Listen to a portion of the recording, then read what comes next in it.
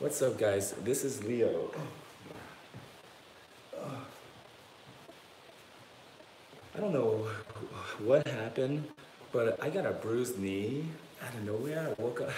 So I got this ergonomic seat cushion at Walmart in the car section, in the auto section for 11 bucks. But anyways, I'm gonna use this to kneel. So anyways, this is Leo. Leo is a poodle. He's not a standard poodle. He is a Klein poodle, and his owner actually taught me this. But they're a little bit smaller than a standard poodle, a little bigger than, a little taller than a miniature poodle or toy poodle. So they're right in between. And in France, they call them moyen poodles. And contrary to popular belief, they're not born with that poodle face, you know? You have to shave it. You literally have to shave all of this for him to have that poodle face. So, but his owners like him to have a teddy bear face, big fluffy round face. But anyways, what I've done so far is I've detangled all 3 legs. I have one more front leg left. I have this leg to do. But right now, I've gone through the other 3 legs and I've detangled, you know, kind of cut out the tangles and mats, and I'm combing out all of the tangled hair, the dead undercoat. See that? Even just that one pass through, I got that much. And I did that to all 3 legs. See that? He still has, but it's because it's winter time, because it's the time of year it is, all of this, you could feel it too. Now it feels actually really nice and smooth and soft, but like up here, even you can kind of feel like the thickness, woolly thickness. So, just want to follow the angles, you know. And so that's what I've done so far. And I still have one more leg to do, and I wanted to show you the process and why I choose to take the time and do this. The first reason is, if I just remove the coat, if I just, you know, shave him down, shave all of this coat off and just kind of scalp him, you know, shave him bald, because he was tangled everywhere, then he no longer has this hair to protect him from the sun, from the elements. And look at that. Isn't that awesome? So that's, you know, just the old dead hair. Oh shoot, there we go.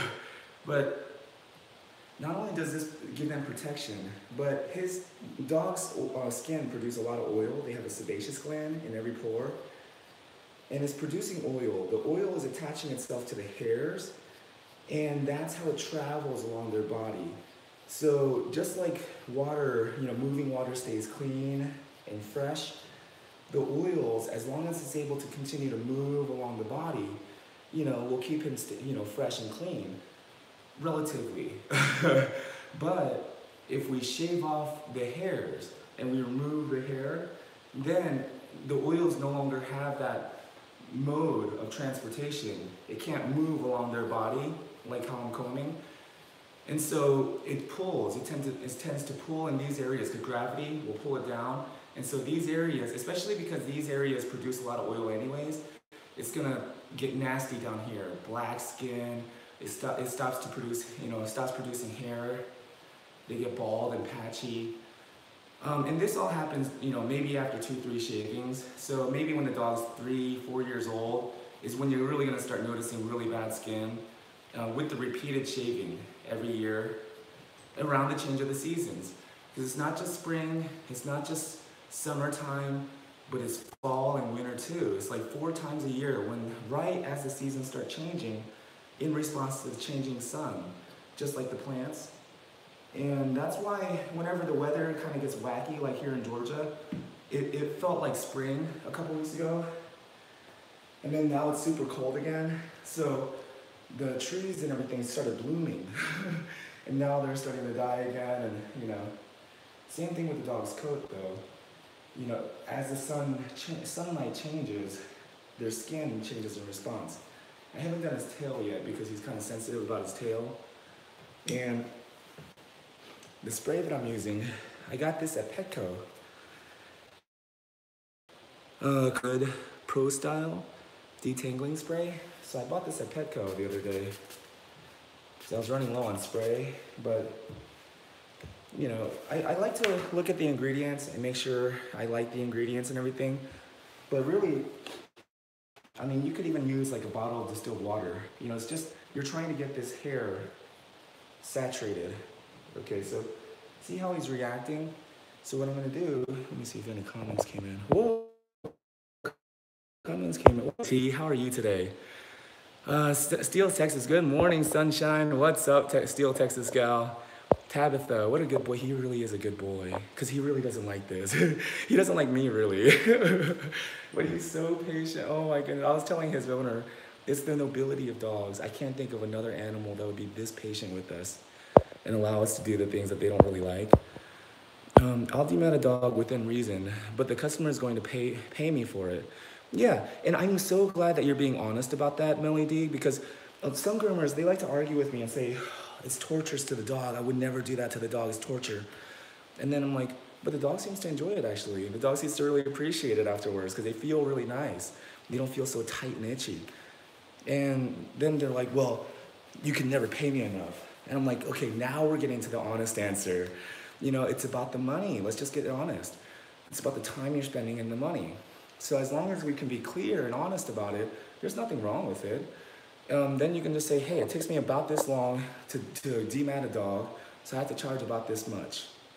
And as long as you're clear and open and honest about it, and if it really is torturous to the dog, he's just screaming and just can't handle it, then of course, let's shave him. You know, we have to make some sacrifices, you know, here and there. You just, you know, but yeah, I like to be clear about things. And so for me, I do believe that dematting and untangling all of this and spending that time is worth it for the dog. That's why I schedule him all day long. I just have him for today. But that's why I built my business model the way I did, so that I can groom the way I want. And I am not, this is, again, I always repeat this, but I am not trying to tell anybody, hey, look at me, look how cool I am. You know, groom like me, do what I do. No, what I'm trying to say is, just like I'm not grooming the way anybody else is grooming, from what I know, I don't really have a lot of competition. And that's the thing, artists don't compete because we're creating. So be yourself, be unique. I hope that by sharing what I do, by sharing my business model, and you know how unique I like to be, you know, then I hope that inspires you to embrace your own uniqueness, okay, and not follow the crowd. Gabby Dward, what do you do when you get a dog that is super sensitive to the pulling of the hair when detangling? Oh, you just work with them. You just got to be careful. The way dogs, it's all about body language. So me, I take a deep breath. I imagine it going well. I imagine him understanding why I'm doing this, and then I just do it patiently and persistently. Even here, like down here, I like to use the splitter for the feet. See, he's pulling away. And it's okay, you know. And I just work with them. I let them pull away. You know, I don't yank them back. I just gently pull them back. There we go. It's kind of like meditation. When I sit down to meditate, my mind is like, breathe in, breathe out. Oh, I gotta do the laundry. Don't worry about that right now. Breathe in, breathe out. Oh, but when I do the laundry, then how about the gym? I guess, because I can't get back in from the gym in about an hour. Breathe in, breathe out. Oh man, I gotta walk the dogs, but it's raining right now. I wonder if don't worry about that right now. We're just breathing. Breathe in, breathe out, you know? So that's pretty much how a meditation session starts out for me. As I get into it, it's a little bit easier.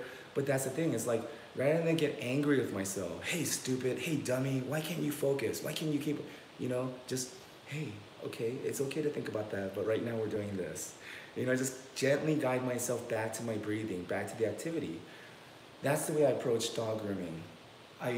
He's gonna be like, oh, no, I don't wanna do this right now. I don't wanna do this, you know, like, but I'm gonna just, okay, it's all right. It's okay if you don't like it, but we gotta do this right now. You know, gently bring them back to the activity and just go about it. And as you get it out, because now on this side, where it is all detangled, it's okay now. He's comfortable.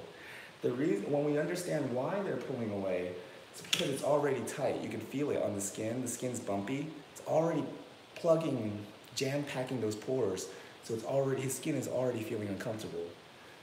So when I go through, even though I'm not pulling that much, I'm kind of just cutting, it's still gonna make him feel uncomfortable.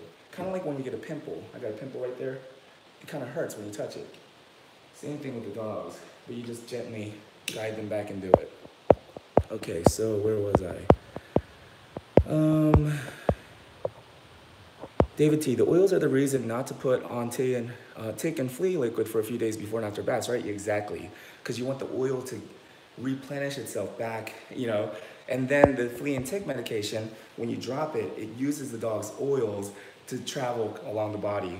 Hey, what's up, Amy? Go Groomer's here. Go Groomer in the house. Anyways, Susan M, is that a dematting comb? Yes. So this is a dematting rake.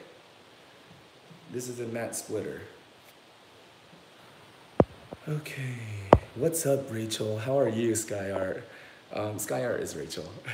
David T, I'm good. Busy day setting up my cams and stream feeds for my Havanese pups turns 4 weeks. Wow, nice. Did you start with this mentality when you first started your business, or did you change into this? I think when I first started, I'll be honest, I was about how many dogs can I groom in a day and how much money can I make? And I think Robert Greene says it best. He said this in one of his interviews, but when you do things just for the money, it shows in your work. And the example that he gave in that interview, was when he worked as a journalist and a screenwriter even in Hollywood. He said that he was just writing just to get a paycheck, and it showed in his work. It was never really that any good. But when he finally decided to write the 48 Laws of Power, the best-selling book, and he's written several bestsellers after that, you know, it was because it was something that he wanted to expose this and stuff. He was super passionate about it. It wasn't about the money. And it shows in his work, you know, and now he's a best-selling author. He doesn't want to worry about money. It's kind of funny. Money kind of seems like that hot girl, that girl that you want in high school. You know, it's like the more you chase her, the more you want her, the more she's unavailable. But then as soon as you start enjoying yourself and you start feeling confident in yourself, and, you know, you don't really need that girl's attention. All of a sudden, here she is, you know, sitting next to you at lunch. Anyways, maybe that was a bad example. Sorry, that's my life. No, I was kidding. So anyways, but yeah, you just work with the dog. Alrighty, and after I failed the business and I lost everything and, you know, went in debt severely, I just figured, hey, that wasn't so bad. Let's see here. Go Groomer, I am trying a new dematting spray next week. I'll have to let you know if I like it. Nice. David T, my 7-year-old nephew meditates with his dog and brushes him regularly. And that's type thing I'm trying to teach other families. Exactly, David T. I really like that. And that's why I feel so blessed that this is the type of work that I get to engage in every day. You know, this is literally my meditative practice. Breathing, focusing on my breathing, focusing on my body posture, you know, focusing on the dog, you know, checking his breathing, feeling how he's feeling. Alrighty. So there we go. So this is all pre-bath. This is my step 2, prepping the skin. Because if I were to just wash him, this is just a little bit, but if I were to just wash him in all of this, then, you know, it would just gonna be like if I went home and washed in my dirty underwear. You know, I give that example a lot, but it just won't do any good. And it's gonna make the tangles worse. He's not really gonna smell good and clean. He's still gonna have that kind of wet dog, nasty smell, that funky smell to him, because, let me see if I can grab some here. I'm sorry, Leo. There we go. I'm sorry, Lily. Okay, here we go. Because all of this hair here was holding on to that smell and the dander and all that nastiness, the bacteria. It's all on this. And here's the thing. When you get enough of these together, they just start to attach to each other. You know, it's like Velcro. So that's why we want to get all this hair out. Oh, check this out. I bought this little mat here, this little cushion at O'Reilly's, and it's just a little tool mat, you know, a little cushion. But I like it because by putting it right here on the table, just so you guys know, you know, like I like to tell you that it's my Jedi mind. But, well, I mean, you know, he usually does really good. But I've noticed even with dogs that don't really like to stand right here in the middle, they kind of push it and they stand on the edges. Just by putting this right here in the middle of the table, they seem to stay right here in the middle. It's really cool. Kind of like my dog Dexter, he's a pit bull mix. He will not lay on the bare floor. He'll find like one of my kids' socks, you know, a baby sock if he has to. He'll like, you know, manipulate it and then he'll lay on the sock. I mean, he'll find anything, but it just seems like dogs like to lay on something, you know? So it kind of makes them feel like, oh, this is where I need to be. Anyways, a tip there. So I'm going through with the mat splitter so it doesn't pull too much, and I'm just cutting through because the tail seems to be a little sensitive for him.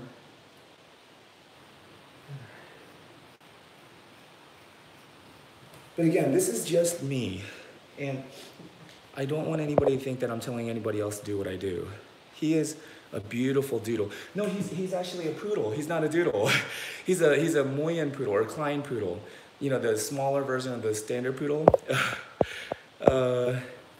June, you did a great job working on that old coat. Oh, nice. I find it very peaceful to demat dogs. Yes, I mean, because there's something about using your mind and your body to accomplish a single task. It just, but again, I feel like it's comparison that robs us of our joy, really, when we start comparing ourselves to others.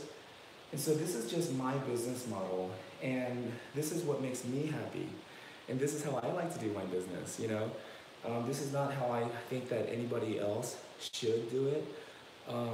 This is more, again, to inspire other people, say, oh, I don't have to have a brick and mortar shop to feel like a respected groomer, you know, a credible groomer. Like, oh, I guess I can fail a business over and over again, you know? I don't have to be so perfect, you know? You know, maybe somebody watching this video or this channel will just get inspired by that, I don't know. And I think that, you know, we talk about being rich or poor, and I think that we really have to define what rich means to you personally. To me, I tell people all the time, I'm so rich. My bank account just hasn't reflected that yet. I'm waiting on, you know how bank systems work, you know, they're a little slow to catch up to this, but I'm already rich. My bank account just doesn't show it yet. But define rich. Is rich a number? And if it is, how much is rich? Because if you, let's say you earn $1.5 million a year, right? But your expenses are $2 million. You know, now you're not that rich because you're actually in the hole, you know, $500,000 every year. So how much is rich? Well, I guess it would depend on your personal lifestyle, you know? Do you live in a castle? Like, I don't know. For me, I think the definition of being rich is having things that are extremely valuable, priceless, right? And so, I mean, you can even start with your own hands. You know, having these hands that work and are available. Some people don't have hands. Some people lose them by accidents happening, or they're just born, you know, without a hand, or they have to have it removed for some reason. But anyways, you can just start with your hand. This is priceless. Oh, our brains. Even if you're not that smart, like me, even if you don't have a high IQ, the amount of activity that's going on in our brains, even right now, for me to be combing him right now, talking to you, looking at the camera, you know, kissing him, getting all up in his personal space like an awkward person. Um, but yeah, I mean, all of this stuff that I'm doing right now requires so much going on in our brain. Our brain is the uh, most complicated, most complex computer in existence. I mean, no computer can really match the amount of operations and functions that are going on in our brain right now just to keep my blood pumping, my breathing, my muscles working, everything, you know? And so our brain is priceless.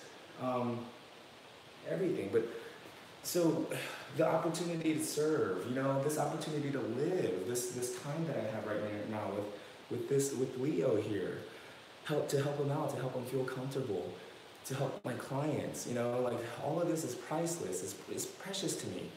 And so, yeah, the more priceless things, my YouTube video, my YouTube channels, and my subscribers here, Amy, the new friendship that I've made with Amy, Go Groomer, David T, you know, all of these people, this is priceless. These relationships, everything we're having is priceless. So, for me, yeah, I am rich, you know? Ooh. And so, let's say I meet somebody else who is, right, and he dresses better, and he's better looking, and he's a better groomer, and just everything, you know? Does that, and if that person drops dead all of a sudden, does that mean that I get to have all the stuff that he had in his life? You know, no, like, so anyways. What's up, TG? So by running the dematter over the body, will break down the mats? Yes. I've seen others really pull and yank, and I can't do that.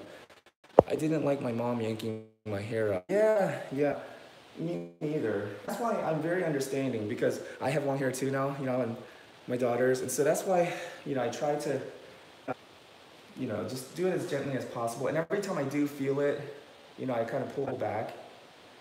But you can kind of feel it. At first, I had to pull out a lot, you know, but now you can kind of feel it. It's like, oh, it's breaking up. Oh, and I can feel it breaking up more, and then you can just it just runs right through. But and pull the skin tight, you know. There we go. But that's the thing. It's like if I can't really get this comb to go through his coat, and I can now because all the mats are out, not all, but most of them. But if I can't get this comb to go through his coat, then there's no way I'm going to get the comb guard, these comb guards to go through his coat either. It's going to get caught in the same areas. See that? It's going to get caught in the same areas that the comb's getting caught in. And so I'm not going to be able to give him a nice fluffy cut. You know, the only real choice after I wash him and try to dry him, he's not really going to dry well. I'm not going to be able to comb him while I dry because I'm going to be holding the dryer in one hand and all, you know, I mean, I can now because I can get the comb through him. But before, when I couldn't even get this mat splitter through him, there was no way I was going to get anything to go through his coat while holding the dryer in the other hand and working the comb with this hand, you know? The work has to be done before that point, just in my opinion, of course. And again, don't compare yourself to me, and I'm not gonna compare myself to anyone else. Oh, you know, my prices even.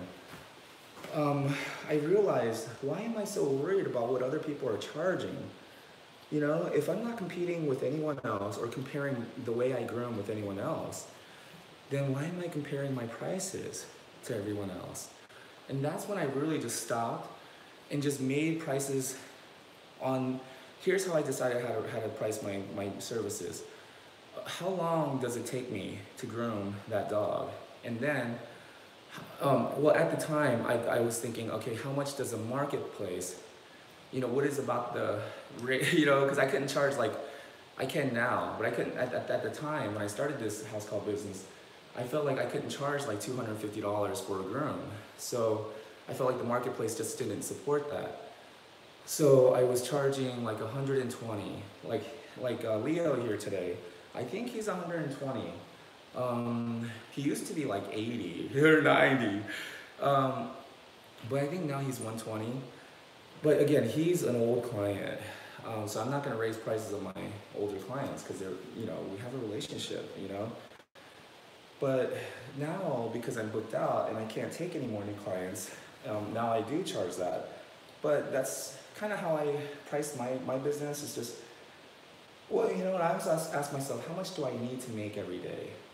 And so I calculated my bills, and just to pay my bills, just to break even, I needed to make about $100, $150 a day, right?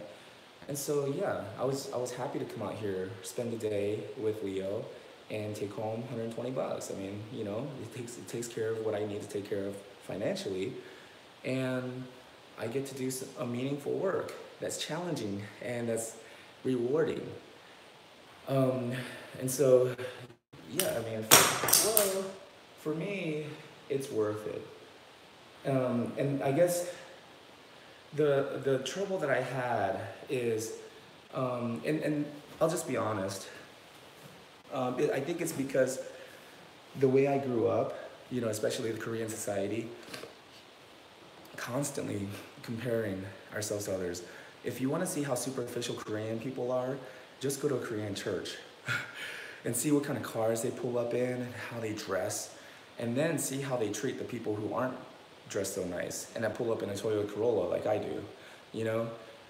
It's just the Korean culture just seems very competitive, superficial, and I think it's just because it's just such limited resources, such a small country, and everybody going after the same thing. So anyways, so my parents were always comparing me to other people, why can't you be like so-and-so? And it actually caused me to, ruin some friendships, because I got so upset one time. My mom was like, why can't you be like so-and-so's son? Like the elder son at church. He's so smart, he's going to this and that, and he's doing this. I remember I got so mad. I was like, yeah, well, he sells drugs behind the church too. You want me doing that? And, so I became a rat. Lesson learned, don't rat your friends out. But I just got so fed up with it. It's like, you think he's so perfect? You want me to be like him all the time? It's like, okay, well, you didn't know this about him, did you? Anyways, I shouldn't have done that. But so for me, I think a lot of times, what drove me to like try to do more and try to grow more or try to do more things was that constant comparison. Like, oh, well, look at this groomer. Look what this groomer's doing. Well, look at how much this groomer's achieving, And it's like, forget that. Who cares? My clients never ask me, so June, when are you gonna go win one of those competitions? They don't care about that. Okay, so I have enough, and enough is enough. How much is enough? Well, I think that's just something that everyone has to decide on their own.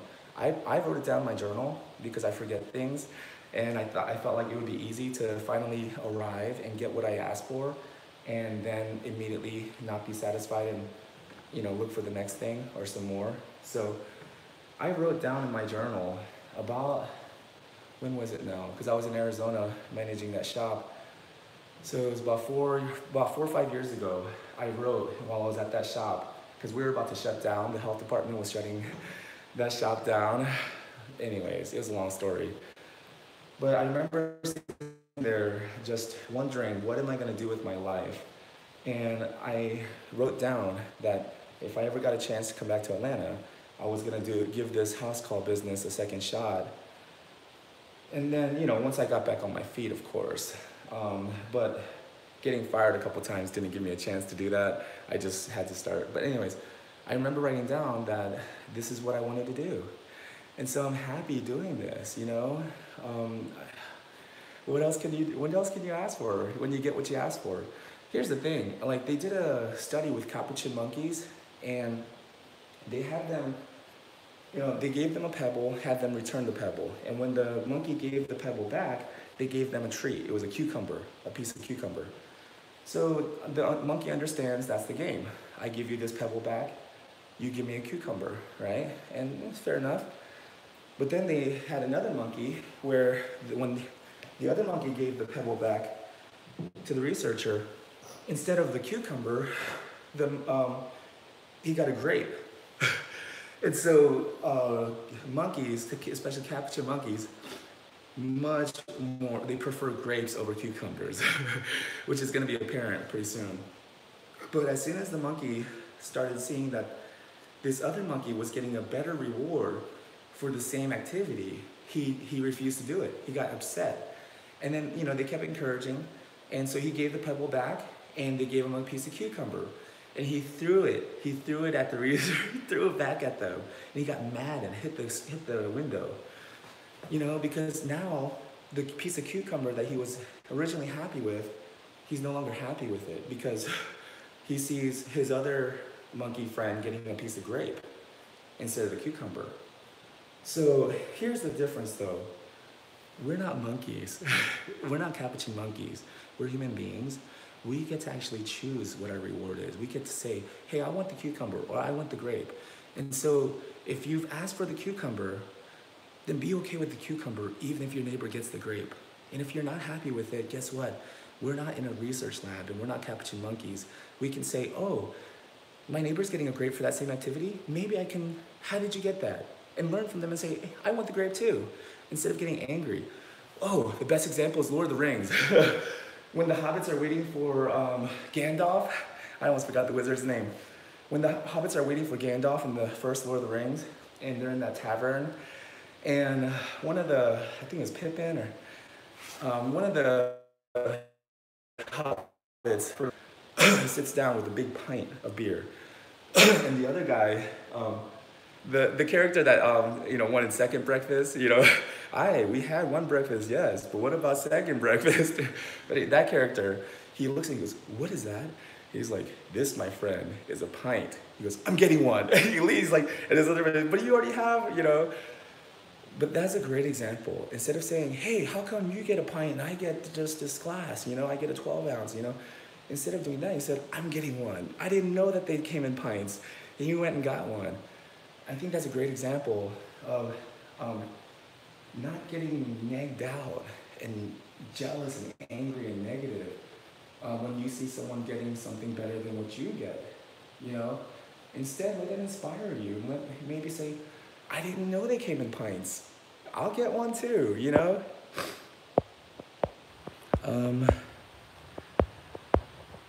Oh, David T. Hi, Go Groomer. I'm now gonna block out Monday nights with time to watch certain live. Oh, nice. Go Groomer. Hope you can join us. I would love that. June, I am so thankful for our friendship too. Nice. Thank you, Amy. David T. The comb never lies. David T. Dangerous game, June. LOL. Church recently opened eyes to, and actually most of us have more than what we need. Yeah, exactly. So what are we willing to give up, sacrifice to get what we really want? Exactly, because everything comes at a price, right? And Jim Rohn, he puts it the best. He says, we all have to suffer the one of two pains. The pain of discipline or the pain of regret. Discipline weighs ounces. Regret weighs tons. I love that. Having the discipline to stay with an activity until it's done, even though you're dripping wet with sweat, even though it's been an hour or two or however long it's been, having the discipline to stay with an activity until it's done. I think, that weighs ounces. But when you're looking for clients all the time and you can't seem to get clients to rebook and you're always losing a client and for some reason or another, and you just, your business just isn't where you want it to be, and all that. It's like, that equals regret. And regret weighs tons.